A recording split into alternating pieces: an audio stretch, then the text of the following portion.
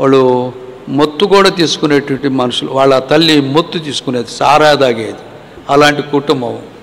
మేము చాలా ఆ అమ్మాయి వల్ల మేము చాలా ఇబ్బంది పడ్డాను. జైలుకు కూడా మమ్మల్ని పంపింది ఆ అమ్మాయి.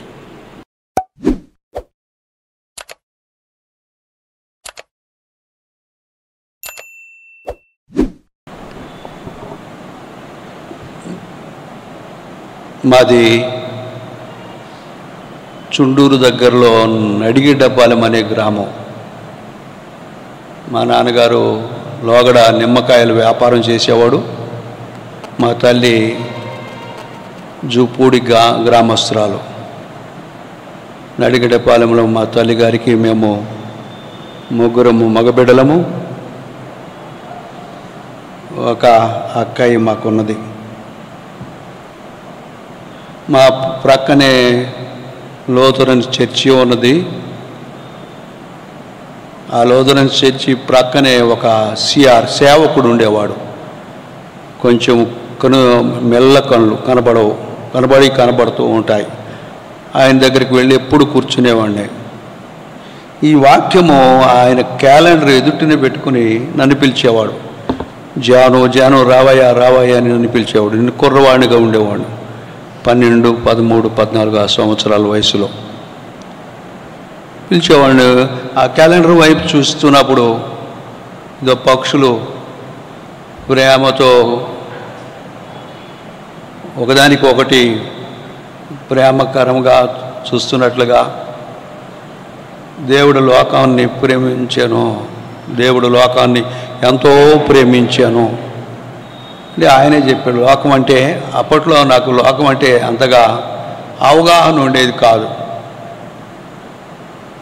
లోకాన్ని అంటే నువ్వేనయ్యా, దేవుడు నిన్ను ప్రేమిస్తున్నాడయ్యా అన్నాడు. అప్పటి నుంచి నేను ఎప్పుడల్లా పోయినప్పుడల్లా నన్ను ప్రేమిస్తున్నాడా, నేను చదువుకుంటున్నాను కదా, మరి నాకు మంచి మార్కులు రావాలి కదా, నన్ను ప్రేమిస్తున్నాడా అని నాకు నేనే ప్రశ్నించుకునేవాడిని. అది చూస్తూ చూస్తూ అనేక మరేముల వాళ్ళింటి ప్రక్కనే మా ఇల్లు పిలుచుతూ ఉండేవాడు. ఆయనతో మాట్లాడుకుంటూ సంప్రదించేటువంటి వాడు. మా తల్లి అయితే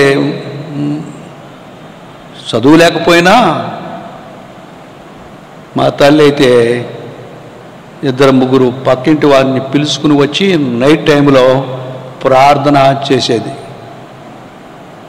ప్రార్థన ఆమె వాళ్ళ పేర్లు కూడా, ఒక ఆమె పేరు మరియమ్మ, ఒక ఆమె పేరు సలోమి. వాళ్ళని పిలిచి ప్రార్థన చేస్తూ ఉండేది. నేను భోజనం చేసి ప్రక్కనే పండుకునేవాడిని కదా మంచం మీద. వాళ్ళు చేసే ప్రార్థనలన్నీ ఇంటి ఉండి ఉండేవాడిని. వాళ్ళు కొన్ని సమయాల్లో ఏడ్చేవారు. వీళ్ళకి ఏమన్నా పిచ్చి పట్టిందా, ఏమి వచ్చిందని వీళ్ళు ఏడుస్తారు, ఏం సంభవించిందని వీళ్ళు ఏడుస్తారు అని అనుకునేవాడిని. అటు చూస్తేనేమో దేవుడు నిన్ను ప్రేమిస్తున్నాడని ఆ వాక్యం నన్ను పలకరిస్తుంది. ఇటు చూస్తేనేమో వీళ్ళేమో నాకు నిద్ర పట్టకుండా చేస్తున్నారు. ఒకనొక దినమున నేను కలగన్నాను. ఒక పాముతో పరిగెడుతున్నాను, దాన్ని పట్టుకోవడానికి, దాన్ని పట్టుకుని చంపడానికి పరిగెడుతున్నాను. అది చిక్కకుండా వెళ్ళిపోతుంది. ఎంతో పెరుగులాడుతూ పరిగెత్తు దాన్ని పట్టుకోవాలని ప్రయత్నం చేస్తున్నాను. అదే మళ్ళా రెండోసారి కూడా అదే దర్శనం పొందాను. 3వ రోజు ఇట్లా 3 రోజులు అదే పాముతో నేను పోరాడడం అది జరిగింది. అంటే దేవుడు నా పట్ల ఒక ప్రణాళిక ఉన్నాడు అని అప్పుడైతే నేను అనుకోలేదు. కానీ అయ్యేది వస్తూ ఉంటేలే, ఆ కళలో దర్శనాలు వస్తూ ఉంటేలే అని మా అమ్మతో కూడా చెప్పలేదు. మా అమ్మ చుండూరు ప్రక్కనే ఉన్నటువంటి అక్కడ పాస్టర్ గారు వచ్చినప్పుడల్లా పిలిపించి నా కొరకు ప్రార్థన చేయించేది. నాకు కొరకు ప్రార్థన, ఎందుకంటే నేను మా తల్లికి 2వ కుమారుణ్ణి. పెద్ద అన్నయ్య ఇప్పుడేమో సిఆర్గా పనిచేస్తున్నాడు. నేను ఇట్లాగా ప్రభు సేవలో ఉన్నాను. మా తమ్ముడు, ఇంకొక తమ్ముడు అంకిరెడ్డిపాలెం, మేము ముగ్గురు ఉద్యోగాలు చేసి రిటైర్డ్ అయ్యాం. ముగ్గురు రిటైర్డ్ అయ్యాం. అయితే నా పరిస్థితి అప్పట్లో ఏ ఉద్యోగం లేక చదువుతూ ఉన్నాను. ఇంట్లో చూస్తేనేమో కొంచెం జటిలంగా ఉంది. ఆ దినాల్లో కొంచెం కఠినంగా ఉంది. ఏం చేయాలి అని అనుకుంటున్న సమయంలో ఒకానొక రోజున నేను ఎంప్లాయ్మెంట్ ఆఫీస్ ఉండేది అప్పుడు గుంటూరులో. ఎంప్లాయ్మెంట్ ఆఫీస్కి వెళ్తున్నప్పుడు ఆ ఆఫీసర్ అన్నాడు, నీకు మంచి మార్కులు వచ్చినాయి, కానీ ఏం చేస్తావయ్యా, ఏం చేయలేవు కదా, ఖాళీ ఉన్నప్పుడు పిలిపిస్తాను, నీకు కార్డులు పంపిస్తాను అని చెప్పాడు. ఆయన గారితో అన్నాను, అయ్యా నేను మా ఊర్లో నడిగడ్డపాలెంలో వ్యవసాయ పనులు చేసుకుంటున్నానంటే నారు బీకే రోజులు అవి.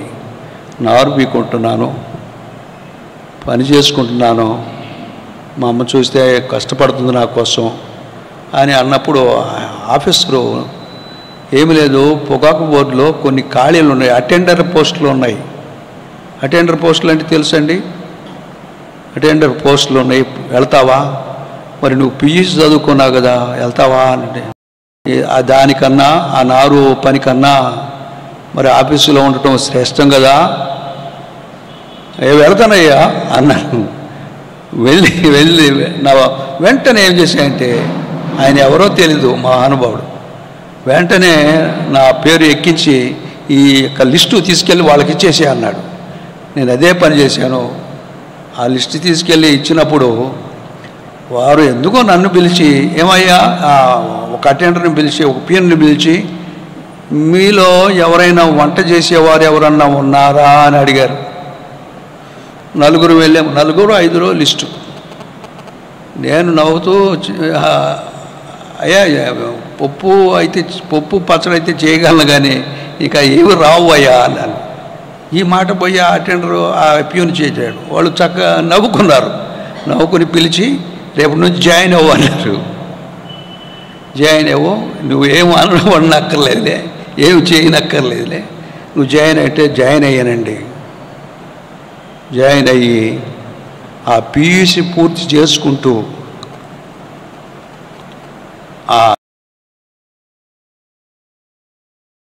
నాకు క్వాలిఫికేషన్ ఉందిగా, ఆ దినాల్లో అంచెలంచెలుగా నాకు ప్రమోషన్లు వచ్చినాయి. అటెండర్ నుంచి ఎల్డీసీ, ఎల్డీసీ నుండి UDC, central government tobacco board, LDC నుంచి యూడీసీ నుండి అసిస్టెంట్ అంటారు, అసిస్టెంట్ నుంచి అకౌంటెంట్ నుండి అసిస్టెంట్ మేనేజరు. నేను ఎట్లా మర్చిపోయాని నా యేసయ్యని ఇంతగా నన్ను హెచ్చించాడు. మా అమ్మ నా కోసం ప్రార్థన చేస్తూనే ఉంటుంది, నేను కూడా అదే భయంలో ఉన్నాను. ఇంతగా నన్ను హెచ్చించి ఆ ఆఫీసులో కూడా నన్ను ఎంతగా గౌరవించేవారంటే, ఐఏఎస్ ఆఫీసర్లు 2 ఉండేవాళ్ళు, ఎంతగా గౌరవించేవారంటే, నేను వాళ్ళతో పాటు కారులో ఎక్కి గన్నవరం ఎయిర్పోర్ట్ దాకా వెళ్ళడానికి వాళ్ళతో పాటు వచ్చేవాడిని ఆ దినాల్లో. అంతగా దేవుడు ఒక చెప్పకూడనటువంటి కాపుదలు నాకు దేవుడు ఇస్తున్నాడు. ఒకవైపు చూస్తేనేమో ఆహారం కొదకుంది, 210 రూపాయలే ప్రారంభంలో. ఒకవైపు ఏమో దేవుని కాపుదల ఉన్నట్టు నేను చూస్తున్నాను, ఒకవైపు తిండి కోసం తపన పడవలసి వస్తున్నది. ఈ విధంగా జరుగుతూ ఉంటుండగా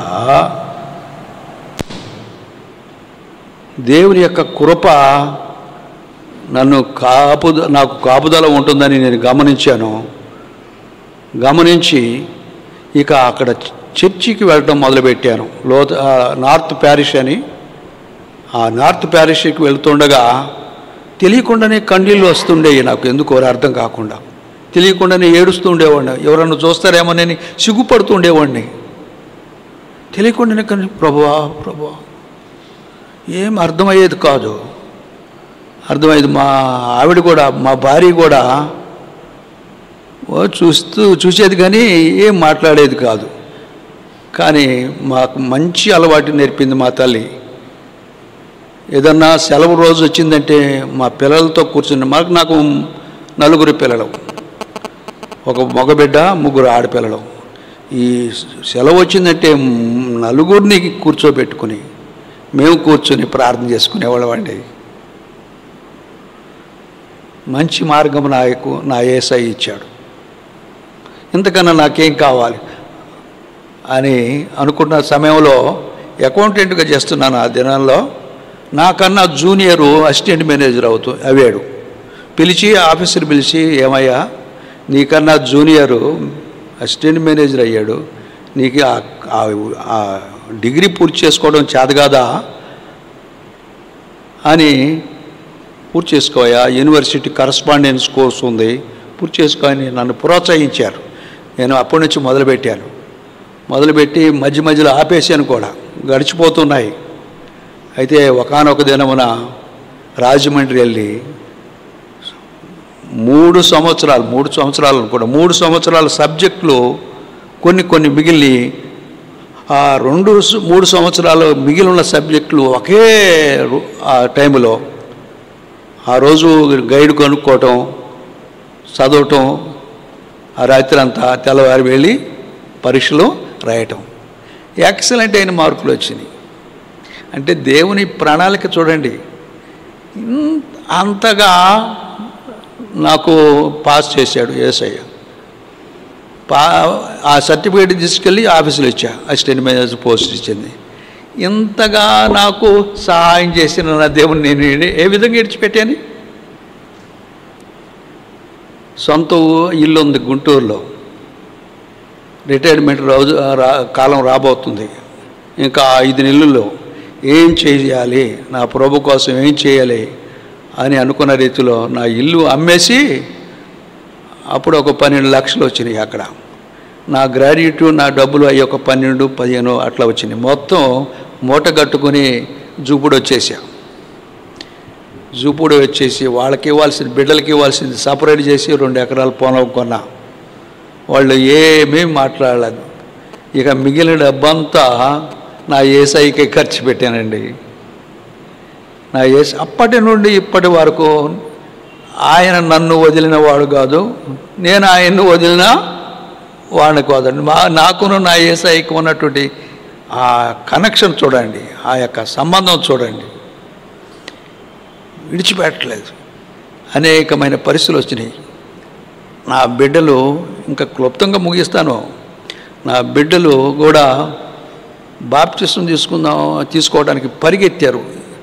ఈ పొన్నూరు, ఆ నిడుబ్రోలు, అక్కడ ఆ ప్రసాద్ గారు ఇప్పుడు ఉన్నారు, అక్కడ ఇజ్రాయెల్ గారు, అక్కడ బాప్తిసాలు తీసుకుంటుంటే నా పెద్ద బిడ్డ నాకు బాప్తిసం ఇవ్వండి, నాకు బాప్తిసం అని బతిలాడింది. అలాగా 4 బాప్తిసాలు తీసుకున్నారు.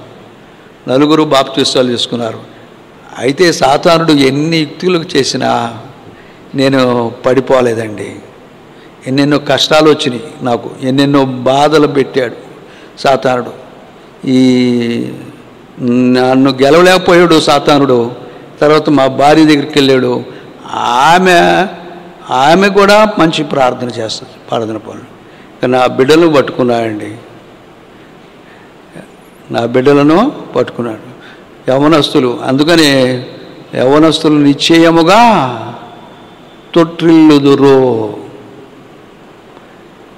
తొట్టిల్లేరండి.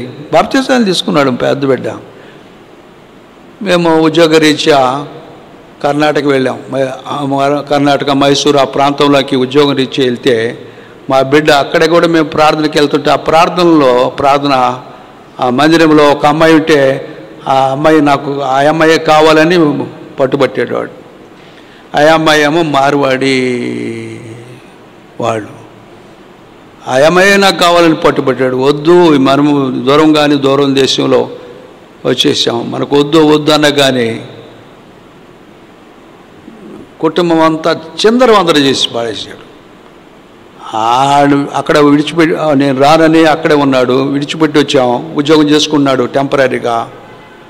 సరే చేసుకుని తర్వాత రావచ్చు కదా. ఆ అమ్మాయిని వెంట పెట్టుకుని ఆంధ్ర వచ్చేయండి. అక్కడి నుంచి మొదలైన మాకు కష్టాలు. తట్టుకోలేక ఆ అమ్మాయేమో బజారు మనిషి. వాళ్ళు మార్వడీలైనా తప్పేళాలు అమ్ముతారు. వాళ్ళు షెల్టర్ ఏమంటారు, అక్కడ నుంచి వలస వచ్చినటువంటి వాళ్ళు లేవిడి వల్ల ఆ కర్ణాటక వచ్చి ఈ వ్యాపారం చిన్న చిన్న వ్యాపారం చేసుకునేటువంటి వాళ్ళు మొత్తు కూడా తీసుకునేటువంటి మనుషులు. వాళ్ళ తల్లి మొత్తు తీసుకునేది, సారా తాగేది. అలాంటి కుటుంబం. మేము చాలా ఆ అమ్మాయి వల్ల మేము చాలా ఇబ్బంది పడ్డాను. జైలుకు కూడా మమ్మల్ని పంపింది ఆ అమ్మాయి. జైలుకు కూడా వెళ్ళాము. ఏది ఏమైనా అక్కడ ఒక క్రైస్తవ ఆఫీసర్ ఉండి, నీకు సిగ్గులేదా, నువ్వు క్రైస్తవ బిడ్డ వేయండి అని మా భార్యను పోటాడు. నన్నైతే ఆ పోటే విడుదల చేశారు. ఎందుకంటే నేను ఉద్యోగం చేస్తున్నాను. ఉద్యోగం చేసిన వాళ్ళ ఉద్యోగాలు పోతాయి. అందుకని నన్ను వెంటనే విడుదల చేశారు. కానీ ఆమెని రోజున్నర అట్టిపెట్టి అనరాని మాటలు, నువ్వు క్రైస్తవురాలై ఉండి ఆయన కూర్చోబెట్టి, ఆమెని మా భార్యని కూర్చోబెట్టి క్రైస్తవురాలై ఉండి దేవుని మహిమను పోగొట్టే దరిద్రురాలు అని. అన్యం పుణ్యం మాకు తెలియదు ఆమె చేసిన పనులు. ఆమె బజారు మనిషి. మమ్మల్ని అంతటితో ఆగిపోలేదు. కానీ అటు తర్వాత మమ్మల్ని ఏదిస్తూ ఇప్పటికీ అన్నకు కూడా తెలుసు మా సంగతి. ఎవరికి? తిమోతి అన్నకు కూడా తెలుసు. అతని వల్ల మేము కష్టాలు పడాము. ఇప్పుడైతే చక్కగా సెటిల్ అయ్యాడు. అదైతే అయింది, బాగుంది అనుకుంటే ఇప్పుడు మొదటి అమ్మాయి శారా అనేటువంటి అమ్మాయి పెళ్లి చేసాము. మరీ సన్నగా ఉంటుంది ఆ అమ్మాయి, ఎవరు రావట్లేదు. మా మరదలు పలానా చోట ఉందని ఆ ఊర్లో చూపిడితే ఆమెగా చదువు ఉంది కానీ ఉద్యోగం చేయట్లా, పొలం ఉంది, ఎట్లా ఇంట్లో ఉండి బతుకుతులేరని మేము చేస్తే అతడు మా అమ్మాయిని ఏమీ పట్టించుకోలేదు. ఇప్పుడైతే గత 5 నెలల నుంచి ఆమె క్యాన్సర్ వ్యాధితో బాధపడుతుంది. పట్టించుకోలేదు. 3 సంవత్సరాల నుంచి ఆ గడ్డలు ఉండేయట. మాకు చెప్పలేదు, గోప్యంగా ఉంచింది. అతనికి తెలుసు, ఈ అమ్మాయికి తెలుసు. మాకు చెప్పినట్టే మేము బాగు చేసుకునేవాళ్ళం. ఆమె గోప్యంగా ఉంచి 4వ స్టేజ్లోనికి వచ్చేసేది. ఇప్పుడు ఎంతగా మేము ఇబ్బంది పడుతున్నామంటే చెప్పడానికి వీల్లేదు. ఏది ఏమైనా నా యేసై మాత్రం నాతో ఉన్నాడు. సంతోషంగా ఉన్నాం. నా కృప నీకు చాలు అని పౌలు గారితో చెప్పినట్లుగా ప్రభు యొక్క కాపుదల నాకు నా కుటుంబానికి ఉన్నది.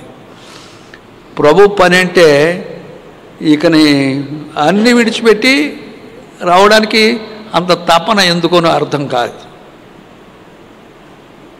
అందుకనే దావీదు గారు అంటాడు కదా నాతాను గురించి, నాతానా నువ్వు చూపించే ప్రేమ అధికమైంది. చనిపోయిన తర్వాత నాతాను సౌలు చనిపోయిన తర్వాత స్త్రీల కంటే అధికమైన ప్రేమ, ఎంత అయిన ప్రేమ చూపించావా అని నాతాను గురించి చెప్పాడు. కానీ యేసు ప్రభువారు కూడా నన్ను ఎంతో ఒక అటెండర్గా ఉన్నటువంటి నన్ను అద్భుతముగా అసిస్టెంట్ మేనేజర్గా చేశాడంటే ఆయన ఎట్లా వదిలిపెట్టాను నేను?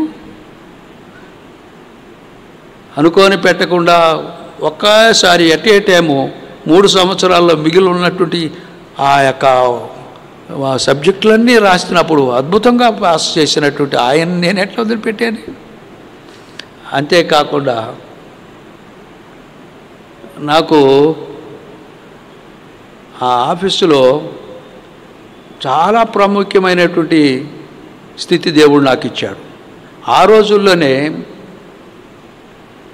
మద్రాసు నుంచి బండిల్స్ కరపత్రికలు తెప్పించుకునేవాడిని. దేవుడు నన్ను ప్రేమిస్తున్నాడు కదా, ఇంకా ప్రేమిస్తున్నాడు. బండిల్స్ తెప్పించుకొని అక్కడ ప్రభాకర్ రావు అనే ఒక సహోదరుడు నాకు తోడుగా ఉండి మేమిద్దరం కలిసి వాటిని పంచటంలో మా పని మేము సక్సెస్ అయ్యాం. ప్రతి దినము ఆఫీస్ అయిపోగానే ఇంటికి వెళ్ళటం, కరపత్రికలు తీసుకోవటం. ఆ గుంటూరులో పంచిపెట్టడం. తృప్తి, ఎందుకు సంతోషం. ఆ యొక్క పంచిపెట్టిన రోజు ఏమో సమాధానంగా ఉంటున్నాను. ఆ రోజు పని చేయట్లేదు అనుకోండి, దేవుని వాక్యం చెప్పట్లేదు అనుకోండి, ఆ రోజు ఏదో లోటు ఏదో లోటు ఏదో లోటు ఏదో లోటు. ఎందుకు చెబుతున్నానంటే ప్రేమైనటువంటి వాళ్ళు, అంతగా దేవుడు మనల్ని ప్రేమిస్తాడు. నన్ను ప్రేమించిన వాడు నిన్ను ప్రేమించడా?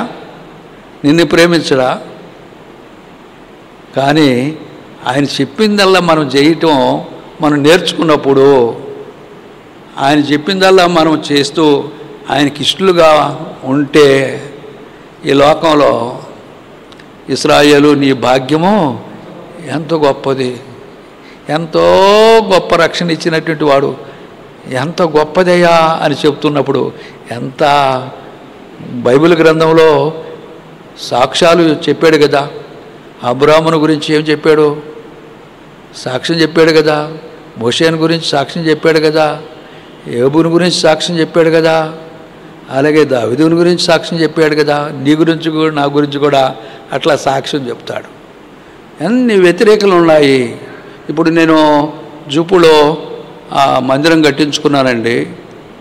కట్టించుకున్న అక్కడ నామకార్థమైనటువంటి క్రైస్తవులు, ప్రభువుకి హృదయాలు అర్పించడం కాదు, ఏదో ఆచారయుక్తంగా వచ్చేటువంటి వాళ్ళు.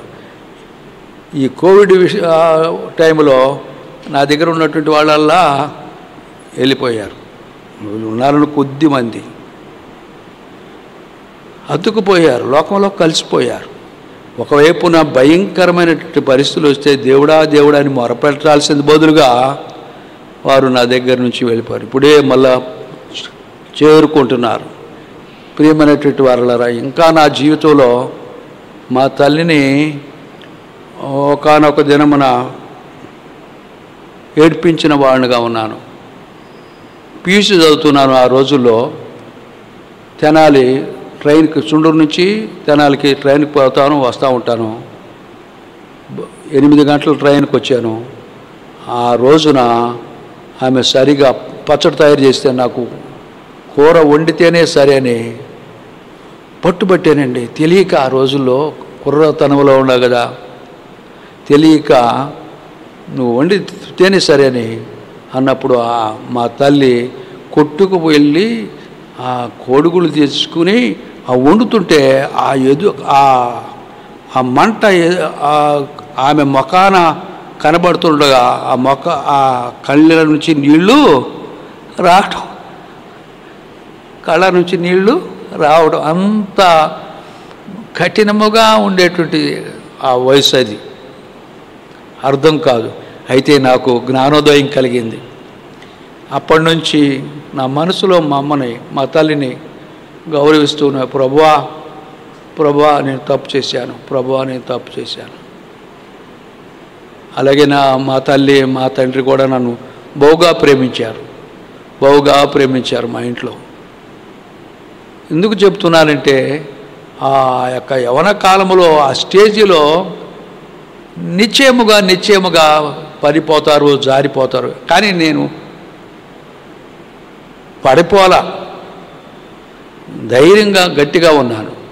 కారణం ఏంటంటే, నీ వాక్యము నన్ను బ్రతికించాను, నన్ను బ్రతికిస్తుంది, నన్ను బ్రతికించింది. ఈ వాక్యం లేకపోతే నేనేమైపోదునో. ఈ వాక్యము, దేవుడు నన్ను ప్రేమించాడు.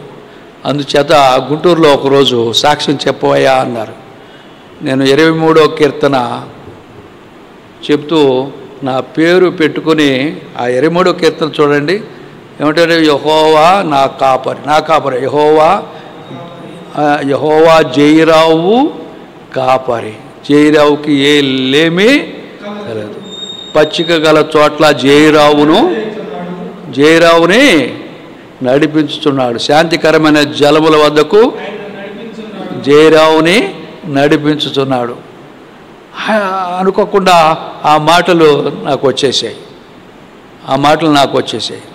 అక్కడ ఉన్నటువంటి ఆ సేవకుడు, సంఘ పెద్దలు అందరూ నన్ను బాగా ప్రేమించేవాడు. ఎందుకంటే అవగానే ఆఫీస్ కాగానే కాళ్ళు చేతులు కడుక్కోవటం, అప్పుడు సంచి ఉండేది కాదుగా,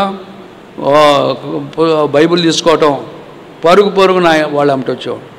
వాళ్ళు పల్లెటూరుకు పోయి సువార్త చెప్పి తిరిగి వచ్చేసరికి రాత్రి 10-11 గంటలు అయ్యేది. ఒక రోజున మా భార్య అంది, రోజు 11 గంటలకు వస్తున్నావు, ఎక్కడ లేచానయ్యా అని అన్నది. మేము తిన్నాం, పడుకున్నాం. తెల్లవారు లేచి, సత్యం నిజం, తెల్లవారు లేచి, అయ్యా దేవుడు నా చెంప మీద చెల్లున కొట్టాడు.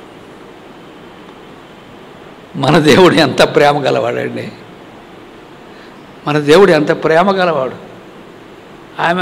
ఆమెకు నేనేం మాట్లాడాలి, ఇంకా నిజమే కదా. రోజు 11 గంటలు పుట్టి అన్నం ఎడలేస్తుంది, ఎక్కడ పెడుతుంది.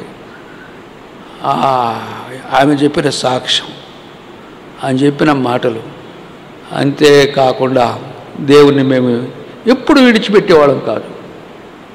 ఇద్దరం కాదు, ఒకప్పుడు కవర్లు ఆడుకునేవాళ్ళం, పోటాడుకునేవాళ్ళం. ఒకవేళ మీలో పోటాడలేమో లేవేమో, కానీ నేనైతే నా భార్య మేము కొంచెం అప్పుడప్పుడు పోటాడుకునేవాళ్ళం. పోటాడుకొని మళ్ళా మంచిగా ఉండేవాళ్ళం. మంచిగా అంతకన్నా భాగ్యం ఇది. కనుక ఈ మనసులో మనసున నెమ్మది పొందుట కన్నాను మరి ఏ భాగ్యంబు కలదన్నా. మనసులో నెమ్మది, ఈ మాట నేను ఎప్పుడు చెప్పుకుంటూ భార్యాభర్తలు ఇద్దరు బిడ్డలను పోషించుకుంటూ సాగిపోతున్నాం. అప్పుడప్పుడు ఎత్తు పొలాలు వస్తూ ఉంటాయి. ఇది ఏమైనప్పటికీ ఈ మధ్య కరోనా కూడా వచ్చింది నాకు. అంటే ఇమ్యూనిటీ పవర్ నాకు ఉన్నది కనుక ఆ ఎఫెక్ట్ వెంటనే మా బిడ్డలు 3 కమ్ముకున్నారు. వెంటనే హైదరాబాద్ నుంచి వచ్చినటువంటి బిడ్డ, అలాగే విజయవాడ నుంచి వచ్చిన బిడ్డ, వాళ్ళంతా వచ్చేసి కమ్ముకున్నారు. కమ్ముకొని అసలు కరోనా భయపడకుండా చేసేసారు. వారం రోజుల్లోనే తగ్గిపోయింది కరోనా, ఆ జబ్బు. నిజంగానే ఎన్ని సమస్యల నుంచి, ప్రమాదాల నుంచి తప్పించాడు. కారణం ఏమిటంటే యేసయ్యను నమ్ముకున్నాను కనుక, యేసయ్య మార్గంలో నడుచుకుంటున్నాను కనుక. ఏదన్నా మాటలు చెబుతుంటే వినటానికి బహు ఆశపడుతూ ఉంటాను. వినుటకు వేగిరపడువాడుగాను, మాట్లాడుటకు నిదానించువాడుగాను. వినటం వలన అవి జ్ఞాపకం ఉంటాయండి. చదవటం కంటే వినటం వల్ల మనకు తెలుసు. నేను బాగా ఈయనేమి చెప్తాడా ప్రభువా, సన్నిధిలో కూర్చున్నప్పుడు అలా, దేవుని సన్నిధి కూర్చున్నప్పుడు అలా, ఈ సమయంలో నాకు ఏ వాక్యం ఇస్తావు, ఏం మాట చెబుతావు అంటున్నప్పుడు తప్పకుండా 1-2 మాటలు నాకు ఇచ్చి పంపుతాడండి నా యేసయ్య. తప్పకుండా ఇస్తాడు. ఎవరన్నా కబురు వేసి పలానా చోటకి సువార్త ప్రకటిస్తున్నారు, కొంతమంది భోజన ప్రియులు ఉంటారేమో, అదేమో కదా, ఆకలితో తినచ్చు, అదేమో లేదు. కానీ వాక్యానికి ప్రాముఖ్యతే ఇంతకన్నా భాగ్యం లేనే లేదు. క్రైస్తవ జీవితం సౌభాగ్య జీవితం, ప్రభు పిల్లలకు ఎంతో ఆనందం. కష్టములు వచ్చినా నష్టములు వచ్చినా యేసు ప్రభువే నా సహాయుండు. సౌభాగ్యవంతమైన జీవితం. ఒకవేళ వేరే ధనికుల కుటుంబాల్లో నేను పుట్టుంటే నిజరక్షకుడు, నిజ దేవుడు, జీవంగల దేవుడిని ఎరిగి ఉండేవాడిని కాదేమో. కానీ అలాంటి ఇబ్బంది కొలువుల్లో నుంచి నన్ను బయటికి తీసుకొచ్చిన నా యేసయ్య, నన్ను బయటికి రప్పించిన నా యేసయ్య, ఇంతకన్నా భాగ్యం. అందుకనే సిద్ధంగా ఉండటానికి నేను నేర్చుకున్నా. ఆ మందిరం ఉందండి, మీరు చూసే ఉంటారు. ఆ మందిరంలో కూర్చొని ఒక్కడనే వీటిని చూస్తా, ఏంటి ప్రభువా, ఒక మనిషి వచ్చాడు 1000 మందిలుగా నేను ఫీల్ అయ్యి ఈ వాక్యం చెప్పుకుంటా. ఒక్కడే కూర్చొని కన్నీళ్ళు గారుస్తానండి. కన్నీళ్ళు గార్చి జనం ఏరు ప్రభువా, ఇదే నేను గుంటూరులో నా ఇంటి దగ్గర కట్టుకున్నడితే ఎంత బాగుండేది అంటే ఆయన ప్రణాళిక ఏముందో, నా తర్వాత ఎవరు అక్కడ ఉంటారో సేవకుడు నాకు తెలియదు, కానీ నా చేత ఆ పని చేయించుకున్నాడు ఆయన. తర్వాత ఇంకొక సేవకుడు వస్తాడేమోనని మేము ఏకీభవించాము, నేను నా భార్య. ఆయన ఉద్దేశాలు అట్టుండే కానీ ఆయన చిత్తం జరగని మనమేమో చేయగలిగిందల్లా చేస్తున్నాం, ఏ లోపం లేకుండా అని మేము సమర్థించుకున్నామండి. నా కొరకు, నా కుటుంబం కొరకు ప్రార్థన చేయండి. ఇప్పుడు కరోనా వ్యాధితో బాధపడుతుంది నా బిడ్డ, అయినప్పటికీ నేను దిగులు చెందను. ఆయనకి తెలియదేంది, అబ్రాహ్మ నువ్వు ఒక్కడైనా నువ్వు ప్రేమించుతున్నా నీ కుమారుణ్ణి ఓ అంటే ఏమన్నా మారు మాట్లాడా? ఆ దేవుడు ఈ అబ్రాహ్మ లాంటి వాడిని ఎంతమంది అయినా నాకు ఇస్తాడని వాగ్దానం చేశాడు కదా అని. అంత ధైర్యం అంతే ఎందుకు వస్తుందంటే, ఇంత ధైర్యము ఎందుకు, ఇంత బలం వస్తుందంటే ప్రభు ఆత్మ మనలో ఉంది. ఒకవేళ ఆయన దూరం చేసుకున్నాం అనుకోండి, ప్రభు ఆత్మతో, అందుకనే ప్రొద్దున నిత్యుడగు ఆత్మ ద్వారా నిత్యం మనతో ఉండేటువంటి వాడు, మనలో జీవించేటువంటి వాడు, మనలో నివాసం చేసేటువంటి వాడు, ఏమి కావాలో ఎలా నడవాలో ఆయన నేర్పేటువంటి వాడు. ఆ ఆత్మ ద్వారా నిర్జీవ క్రియలు విడిచి జీవం గల దేవుని సేవించడానికి మనల్ని నడిపిస్తాడండి. అంత గొప్ప దేవుడు. ఇంకా చాలా ఉండి జీవితంలో, వాటిని గురించి చెప్పుకొని కూడా ఉండేవి కదా, వాటిని గురించి మనకు ఉపయోగకరమైనవి. యేసు ప్రభువుని తెలుసుకోవడం వల్ల కలిగే మేలులు ఎన్నెన్నో ఎన్నెన్నో. కనుక నా జీవితాన్ని ప్రభు ఒక దారిలో నడిపిస్తున్నాడు, అటు నడక నాకు నేర్పుతున్నాడు. ఇంకా రిటైర్డ్ అయిపోయిన తర్వాత ఈ 6-7 నెలలు ఉన్నాయి కదా, వాక్యం చెప్పడానికి ఇల్లు లేకుండా పోతుంది. అందుకని పిచ్చిగానో ఎచ్చుగానో వాట్సాప్లో సువార్తను చెప్పుకునేవాడిని. కొద్దిగా ఎవరన్నా చూశారో లేదో కానీ నేను సువార్త చెప్పుకునేవాడిని. ఏదో ఒక విధంగా ప్రభు యొక్క మాటలు చెప్పాలనే కాంక్ష, ఆశ. ఆ ఆశ నన్ను, అందుకనే ప్రభు ప్రేమ నన్ను బలవంతము చేయిస్తుంది. మీరు కూడా అలా ఉండాలని, ప్రభుని విడిచిపెట్టకు. ఎన్ని కష్టాలు వచ్చినా, ఎన్ని బాధలు వచ్చినా, ఎన్ని అడ్డంకులు అభ్యంతరాలు వచ్చినా, ఒక్కోసారి భార్య మనకు పెద్ద తలనొప్పిగా ఉంటుంది, నేను కూడా ఆమెకు తలనొప్పిగా ఉంటాం. వీటన్నిటిని సరిచేసే మనలో ఉన్నాడు, అన్ని చక్క చేసేవాడు మనలో ఉన్నాడు. అట్టగా అని నేను బాగా కోపడిన తర్వాత మళ్ళీ నన్ను గద్దిస్తా, మన మనస్సాక్షి గద్దించి, బుద్ధికి లేదా జ్ఞానం లేదా అని నన్ను గద్దిస్తాడు. నిజమే. అప్పుడు పోయి పలకరించటం, ఆమె కన్నీరు తుడచటం చేసేవాడిని. అంతకన్నా ఇంకేం కావాలి? కనుక ప్రియమైనటువంటి వారు, నా కుటుంబం కొరకు ప్రార్థన చేయండి.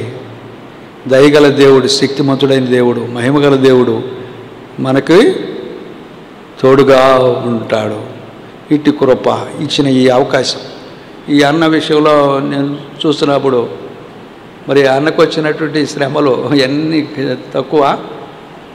మరి ఆయన కూడా అనారోగ్యంగా కొంచెం అనారోగ్యంగా ఉంటున్నాడని చూస్తున్నాను. మరి వాళ్ళ బాబుకు వచ్చినటువంటి హిజ్కియా పరిస్థితులు ఇంతకు ఉపద్రవంలో నుండి, శ్రమల ప్రవాహంలో నుండి అద్భుతమైన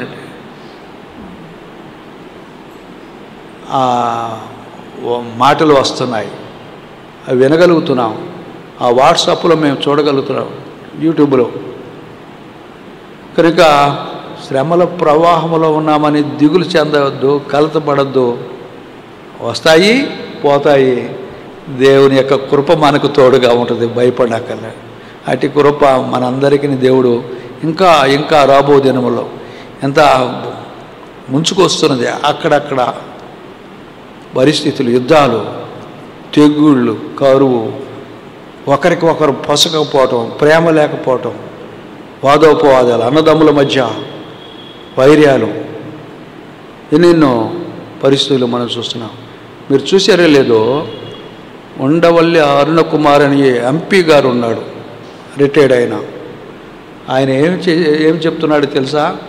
యేసుక్రీస్తే నిజమైన దేవుడు అని చెప్తున్నాడు. ఒక బ్రాహ్మణ కుటుంబీకుడు యేసుక్రీస్తే నిజమైన దేవుడని వంటాపదంగా చెప్తున్నాడు. ఆయన వాళ్ళ మతమును ఆచరిస్తూనే ఎందుకు వాళ్ళ మీద మీకు అంత కక్ష గద్దిస్తున్నాడు? ఎందుకు వాళ్ళ మీద, ఆ క్రైస్తవుల మీద ఎందుకు ఇక్కడ చేసుకొని ఏమి నేర్చుకుంది? వాళ్ళ మందిరాల్లో ఏమైనా కత్తులు ఉండయా అంటారు. కత్తులు ఉండయి. ఏం కత్తులు అవి? అంతా రాబో దినములు అందరికీ సువార్త ప్రకటించబడుతుంది. ఈ రోజున మనం ధైర్యంగా వాక్యం ప్రకటించి వచ్చాం. ఆ విధంగా ముందుకు చొచ్చుకుపోదాం. దేవుడు తన ఈ చిన్న కొద్ది సాక్ష్యాన్ని దీవించునుగాక. ప్రార్థన చేసుకున్నాడు.